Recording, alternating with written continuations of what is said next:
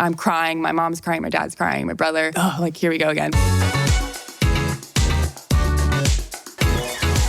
Welcome to another episode of Richer Lives by SoFi. I'm Vivian Tu, aka your rich BFF, and we're here today with WNBA superstar Cameron Brink. Hello. Thank you for having me. Thank you so much for being here. I am obsessed with you. I'm obsessed with women's basketball.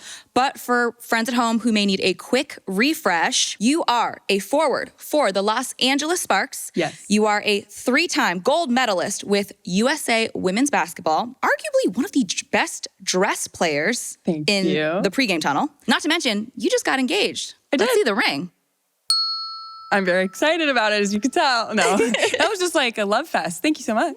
I do want to take a quick rewind. We're going back to the childhood. Both your parents played basketball at Virginia Tech, then went to work at Nike. Some might say you're just a basketball family. Yes. I'd love to hear about your journey from being a little kid to how you got to where you are today. I was definitely slow to start with basketball. I kind of wanted to be the contrarian of the family. I was like, sports are not for me. I'm too girly and I like art. And how the tables turn. I definitely was destined to do this, I guess, which sounds cheesy, but it's true. And I started around 13, just kind of worked my way up. I just really fell in love with it and I'm here now. Knowing that your parents were both basketball players themselves and also kind of on the business side of the house at Nike, did that make you want to get into basketball as a career more or less, having kind of seen the peek behind the curtain? Definitely more, because I just felt like I had a better grasp on it and they would just be there for any questions I may have, which I call my parents like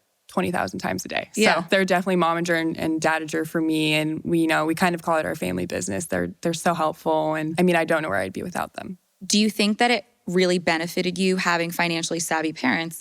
And if so, what's the best thing that they imparted on you? For sure. I mean, we talk about money almost every day too, because they do have such a big part in my business. And from a young age, it's always been about saving. I'm a huge saver, honestly, because my dad has imparted it on me. I would love to spend more, but I definitely know the importance of saving and just putting away that nest egg for me later in life. You only play basketball for so long. And so I'm definitely trying to just capitalize on the money I'm making now. Money's meant to be spent as well. So I definitely do treat myself and enjoy the finer things in life, but definitely have been taught from a young age to save. Some young kids are getting sponsorship deals as early as AAU level. When was the first time you were approached with a brand partnership or a sponsorship deal? I remember kind of building up my social media from a young age just because it was enjoyable for me. And brands would reach out and DM you and say, oh, would you like products? Would you like to collaborate? And you would always have to say no just because of, the law. Like you can't, benefit from businesses or boosters. It was sophomore year of college that NIL, name and image likeness, was passed. So since sophomore year, I was able to profit off of my name and image. NIL deals, boom, sophomore year, they're suddenly a thing. Talk to me about what it was like juggling being a student, being an athlete, juggling all of these brand deals, but also like wanting to be a normal college kid. It was definitely super tough. And I'm still kind of figuring that out. I'm still only 22 and trying to live life to the fullest, but also realizing I have a lot of adult responsibility. How old was I when it was passed? 19, 20, and you're so young, but you're actually you're starting to really like make real money. I'm employed by these companies to promote what, they pay me to promote. And so just really taking the time to take it seriously, do my best work, make sure it's, I'm proud of the work I put out there, just as I'm proud of my schoolwork and, basketball, how I play the sport. So I made time for all of it. And I think I'm still catching up on sleep from college.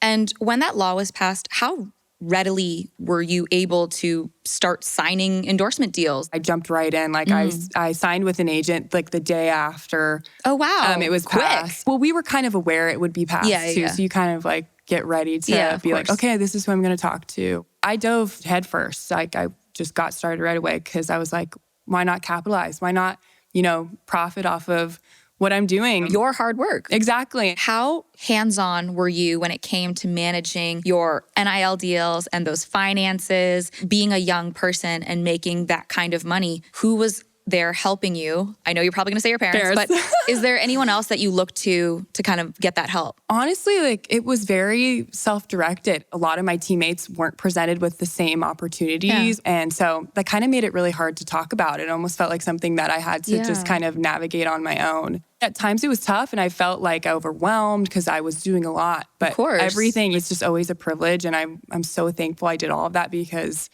it really set me up to be on stages like I am right now with you. Like I feel like because I started from a young age, a sophomore in college, like I did not know what I was doing. I still don't know what I'm doing, but I practiced public speaking and, just how to present myself, how to curate my brand. Did any teammates ever come to you for advice on how to manage stuff, knowing that you had like a full team and they were just getting started? Yeah, 100%. Just how to manage social media, because that's really where it started with me. Because I started posting and being active on social media from, I was 16 probably when I really started to just like put time into it. And I'm really glad I did because that set me up for success later on, down the line. Followers do equate to brand deals most of the time and success on the court mostly. But people would come to me and ask about social media, how to build their brand. And I've always been super, welcoming, and I love to talk about it because it's been such a huge part of my career. I remember being in middle school and being known as the tall girl that plays basketball, which was great. I mean, I totally leaned into it. I loved it. And I do remember, especially the boys, it was always like, oh, you're not going to make any money when you grow up and you play. Like, you might as well do a different career. Or even now, a lot on social media, I get a lot of comments like, oh, you're hurt. Instead of going back to basketball, go to modeling. You're going to make more money modeling. Like, I can tell you right now, I've modeled. I will not make more money modeling unless I am like the top of the top, So NIL, once that really was a thing, I was like, no, I mean, I can, if I just work on social media, learn how to edit videos, talking to people, connecting with brands, like this is where I'm going to be making my money. Yeah. The time is well spent working on your brand and putting yourself out there, even though it's scary. Yeah. Putting yourself out there, you could be in a really great position later. Your personal brand, how exactly does anyone at home listening or watching like build that? The word authenticity, I feel like, is thrown around so much. Oh, like, here we go again. But it's so true. People can just sense fakeness. Yeah. And after being injured, I've taken a kind of a step back from social media. That's a part of my brand. Like, if I'm going through something, like, I'm not as active. If I'm in a good space, I'm more active. It's truly about posting what brings you joy and energy. And people are going to be able to tell if you're putting on a facade, even though social media in a whole is very much a facade and a highlight reel. Might as well make it as authentic as you can. Before we get into the rest of your story, let's hear a little bit about SoFi. What do you get when you start an account with other banks? A coffee mug, maybe a pen, a lollipop, a notepad? You don't need any more useless junk. You need more money in your bank account. I'm gonna show you step-by-step how signing up with SoFi can help make that happen. First, go to SoFi.com/richerlives and click the Open an Account button and fill out the information like your name and your address, the basics. Next, you're gonna set up direct deposit. Just grab the form from your employer, shoot an email to your payroll department, and they'll point you in the right direction. Choose how much of each paycheck you want to deposit into your SoFi checking and savings account. You can choose as much or as little as you want. And boom, now you're earning SoFi's highly competitive APY on savings balances with direct deposit. Plus, you can get a bonus of up to $300. My hot tip, keep that bonus in a SoFi vault, aka savings account, so you can grow your money even more. You got to do a lot of stuff during the NIL era. You cut your teeth there. Did any of those negotiations help you when you went pro? And what were some of the lessons you may have learned? You really just have to learn how to advocate for yourself and not be afraid to step on toes because at the end of the day, it's a business and, people are going to lowball you. Or what's the worst case? You advocate for yourself more, you push for a higher number, less deliverables, and they say no. Like, at least put yourself out there and ask for something more. You have to watch out for yourself. Especially being in LA, like it's a business place and people think of themselves first, which is it's human nature. If you think you're worth more, just speak up. Excellent advice. Thank you. Your family and the Curry family are very close. Has he ever given you any sort of wisdom about joining the WNBA, becoming a pro athlete, anything that you've taken away and said, oh man, that was really good advice? Some of my favorite advice is from him before I got drafted. Just enjoy every moment, especially the moments where you kind of have to be there. You have to be there for pre-draft introductions. You have to be there for certain league requirements. So why not bring like levity and joy to every space? It is every single kid out there dribbling a basketball's dream to make it to the draft. And you got drafted 2nd overall, which is not too shabby. Can you talk to me about the exhilaration and adrenaline and the feeling of having that achievement? It was stressful because you kind of know where you're going to end up, but you don't know exactly, and you don't want to jinx anything. And I really wanted to end up in LA. Like I couldn't see myself anywhere else. And so when they called my name, it was just like the biggest sigh of relief. You walk up on the stage, and I was wearing heels. I'm like, just pray you don't trip and fall on your face. And were you shaking? Oh my God, yes. I'm crying. My mom's crying. My dad's crying. My brother. From there on, I mean, right after you're drafted, you head on this like crazy media course. So you're in all these interviews and talking to all these new people. And then the next morning, more interviews, more meetings. It's truly a whirlwind. You ended up finding your dream home, dream team in LA. Are there any pressures on being part of such a popular team? Just being in LA, I think there's pressures. I think there's that FOMO. There's so much going on. Then you're like, oh my God, what about this? I need to be there. I need to be there. And it's definitely overwhelming. And then also, I mean, there's always pressure, you know, being drafted high, being a part of this rookie class specifically. I've always said this growing up, pressure is a privilege. So you just pressure is a privilege. Yeah, you take it on your chin and, you know, use it as motivation. And then, you know, I think it's really important to be in places like LA. Like I've always also learned this growing up. You don't want to be the biggest fish in the pond. So you just want to be in a place where you feel like you need to grow and be ambitious. And so I feel like LA is the perfect place for that. The shift from NIL to pro, how did brand partnerships change? Like, was being on a WNBA team providing you a lot more exposure, opportunities, things like that? Well, what I didn't understand, I guess, and what people didn't understand either is that it carries over. NIL deals are just another way of saying endorsements. Right. And so it carried over to the league. I mean, I am so glad, even though I love Stanford and being back on campus and being with my old teammates and my old coaches makes me reminisce so much. I'm very glad I entered the draft, especially with all the new movement around women's basketball. So my following has grown so much, specifically from the draft. As you kind of made that pivot, you also pivoted from momager, papager to more of a traditional management team. How did that impact your business and how you operated? I've been with CAA for 3 years now, I think. And gosh, that's like not very long. I feel like I've been doing this for so much longer.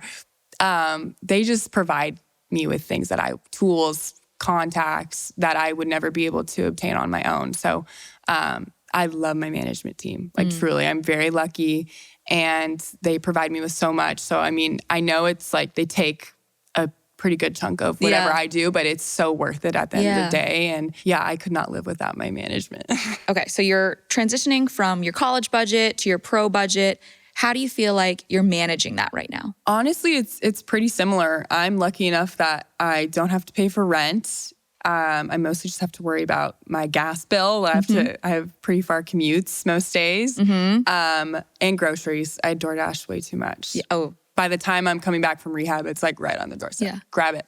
Can't be bothered to cook for myself. I'm still kind of gaining more financial independence as I go along. You know, it's only my first year in the league, but I'm definitely doing really well. And it just feels really nice to have that nest egg. So, and also just to be able to splurge sometimes. Like it's so nice to be able to buy something like you've had your eye on. Or for me, I'm a huge gift giver. I love giving gifts. So gift giving is your love language. It truly is one of my love languages for sure. The WNBA is absolutely balling right now.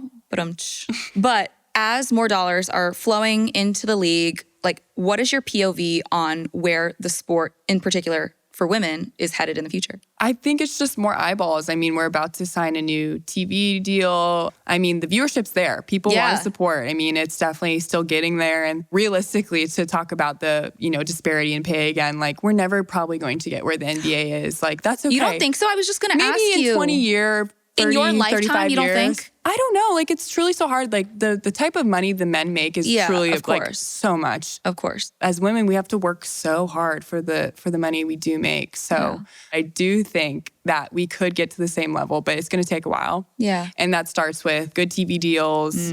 You know, we already have great ownership in the W. We're expanding to more, you know, states, to Canada. Like, you know, we're on the right track. It's going to take a little bit. All that matters is that the fans are there, the viewership is there, and I truly think we have some of the best fans in the W. I know here in LA, like, we have, I think, like the 5th best, you know, crowds on a consistent basis. Like, it's truly like what drives our appeal. So we're very thankful for it. Did you feel any type of way when all of those headlines came out about what your salary was and suddenly everyone knew exactly how much you were making? I grew up around the business of basketball. Yeah. I grew up with Stefan and Seth. Their contracts, it's all public domain. You can look it up on Google. I was expecting the same thing. And then you get the comments about, you know, oh, 70,000 is nothing. My mom was the first to go to college in her family. My grandma worked 3 jobs as a single mom. Like, I do not take that, you know, money for granted. That is good money. That is a salary, and that we work very hard for. It is a lot of hard work. If it would get bigger, that would be nice. But I'm just lucky enough to have a great marketing team and people that put me out there, and I can just continue to work with great brands. Just a question, because I'm curious. Does the WNBA have a retirement plan? We do. And this is stuff I still need to learn more about. Our Players Association, they do a great job of educating us.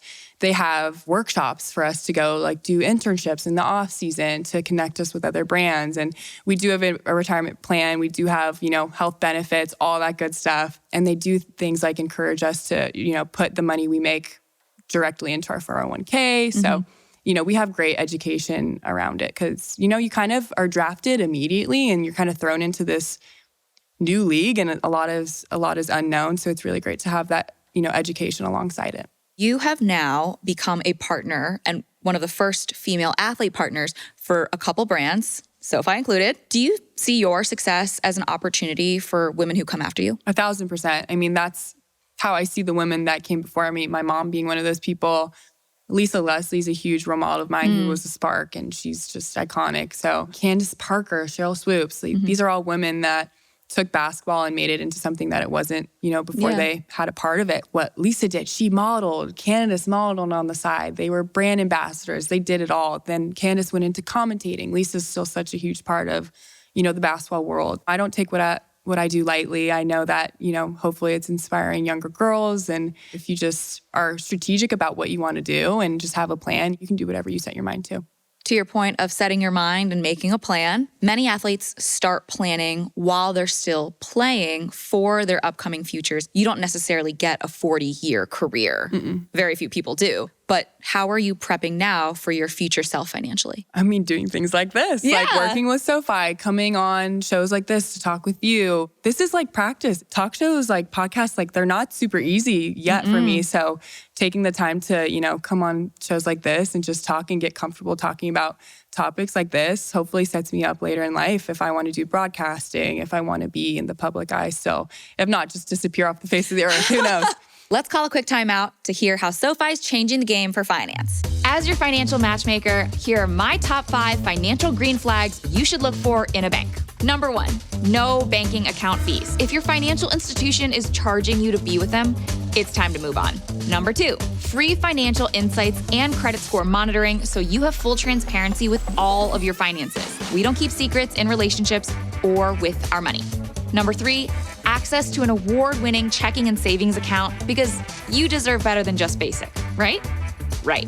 Number 4, a highly competitive APY so you can make money on your money. And number 5, doing all of this all in one app.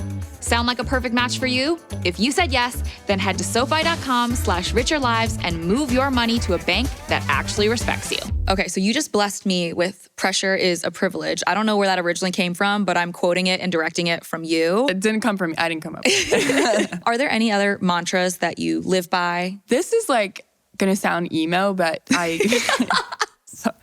I'm so excited. It's tears dry. Being injured, that was a huge just gut punch. In athletics, there's just so many ups and downs, and your path is truly so unprecedented. So I feel like you kind of just take those hard moments on the chin, and then you wake up the next morning and you're like, actually, like, that wasn't as bad as I thought. If I can endure that, I can go on to the next thing. I've been through a lot. Makes all the other stuff look small. Exactly. Perspective. So earlier when I introduced you, I mentioned your passion for fashion and how you always look amazing in the pregame tunnel. Thank you. Tell me how you got into that? I've always loved fashion. Like, I'm bringing up my parents again. I promise I have other friends than my parents. But I grew up with an amazing mom that I would watch her sit in her little vanity every morning and do her makeup and always put on a really chic outfit. So I think I just kind of grew up with it ingrained in me. And especially being a tall girl, it was just kind of like this little side passion. Like, where can I find pants that are long enough? Where can I find shoes? Do you have to make them custom, by the way, the pants? I mean, honestly, shout out Rag & Bone. I don't know if you know that brand. Yeah, but they make me custom jeans. Like, they'll make me my jeans with like a 39-inch inseam. I have like the craziest inseam. Yeah. Look good, feel good, play good. I live by that. Like, truly. And not just basketball, but, you know, before this interview, like I thoroughly enjoy sitting down for my glam and picking out my outfit. It's just how I express myself. So before each game, it's such a treat to sit down with a stylist, or Revolve sends me beautiful looks. I'm just so lucky to just kind of play dress up every day. Are we getting a Cameron Brink bridal brand partnership? So these are all things my marketing guy, his name's Corey. We call him the Shark because he is like hunting out deals always. I love you, Corey, if you're watching this. He texted me the other day. He was like, okay, we're sponsoring the wedding. Like, and I was like, okay, like, let's hold our horses. Like, I don't want like to do 50 deliverables like on the day of my wedding day. I don't know. I'm such a huge believer of integrating things in naturally with brands. I mean, I don't know. I'm such a consumer. I hate to say it, but I love material things. Before bed, I'm watching my makeup videos. Yeah. I'm like, ooh, what would be a cute, like, what would you derive joy from it. Yeah. What would be a cute, like, way to give my bridesmaids their little box? Like, will you be my bridesmaid? Brands have reached out. We would love to custom make you a dress. I don't know. I love having like authentic partnerships like that, where if they send me something and I love it and it aligns with me, if I post about it and that's like a beneficial relationship, like it's so fun. So if I can spread the love and have some things paid for along the way, like that is, you know, best of both worlds. Yeah. So Win-win. Win-win. Something that you are also passionate about that not as many people know about is spreading mental health awareness. Do you have plans to expand into philanthropic work? Oh, 100%. I have a youth basketball camp that I hold every year, and that's one of the main focuses. We have a Q&A every time, and we sit down, and it's very intimate, and the girls can ask me whatever they want, and I'm never a closed book. I'm very vulnerable. I think that's a huge thing, to be vulnerable, to show other kids that it's really it's not bad or scary to talk about what you're going through. So COVID was super hard my freshman year. Especially, you know, being a freshman, not knowing any better. And then like, okay, is this my new normal? Being isolated from others. And it was crazy. So I think that's definitely where I started to just notice. I was like, I'm not feeling like myself. For me, talking about it is such a good relief and release. So I think if I am open about what I'm going through, what it's like to truly be an athlete and a businesswoman, and, you know, that it's not easy, I think it just helps other people in small ways. Yeah. Cameron, thank you so much for joining me today. I had so much fun chatting and learning about you and your relationship with your finances. And I know everyone at home loved it as well. Thank you. Thank you for giving people the platform to talk about money and not making it just hard to talk about. You make it very easy. And I think it's something we need to normalize. So I had a blast. That's all we have for today's episode. Make sure to hit those like and subscribe buttons and follow SoFi on Instagram and TikTok. See you next time. Hey, Mark. Doesn't have to be finance. It can be fun, Nance. But everyone, please laugh. I'm like talking about my parents so much. Hi, Mom and Dad. You think about this a lot.